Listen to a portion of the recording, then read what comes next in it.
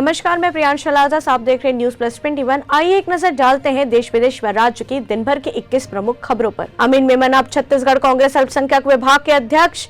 छात्र संगठन एनएसयूआई से शुरू किया था राजनीतिक सफर, इम्तियाज हैदर की जगह सौंपी गई जिम्मेदारी। बस्तर में सीएम के चौपाल, नानगुर को तहसील बनाने की घोषणा, खुलेगा कॉलेज, इंग्लिश मीडियम स्कूल, थाना और आज से 108 की सुविधा। कैम्ब्रिज यूनिवर्सिटी में उठा हसदेव जंगल का सवाल, राहुल गांधी ने कहा वे पार्टी के भीतर इस बार बात कर रहे हैं, जल्द दिखेगा नतीजा। अडानी, विलमार और पावर के शेयरों में जोरदार गिरावट, बाकी कंपनियों का भी हुआ बुरा हाल। रोहिणी नक्षत्र में पहुंचे सूर्य, 2 जून तक नौतपा की गर्मी, मौसम विभाग ने भी कही तापमान में वृद्धि की बात। उत्तराखंड 4 धाम यात्रा पर जा रहे 6 यात्रियों की हादसे में मौत, गैस सिलेंडर फटने के चलते हुई दुर्घटना। गाजियाबाद दिल्ली मेरठ एक्सप्रेसवे पर गाड़ी पलटने से लगी आग, 2 की मौत। इमरान खान की रैली से पहले बड़ी टेंशन, मरियम नवाज का दावा, पुलिस को पीटीआई नेताओं की गाड़ियों से मिली भारी मात्रा में हथियार। यासिन मलिक के मामले में फैसला सुनाने वाला है एनआई कोर्ट, अदालत के बाहर सुरक्षा बढ़ाई गई। लखनऊ हरियाणवी डांसर सपना चौधरी मास्क लगाकर गुपचुप तरीके से कोर्ट में हुई पेश, धोखाधड़ी से जुड़े मामले में दर्ज हुई थी एफआईआर। आतंकी खतरे को लेकर अमरनाथ यात्रा में होंगे सुरक्षा के कड़े इंतजाम,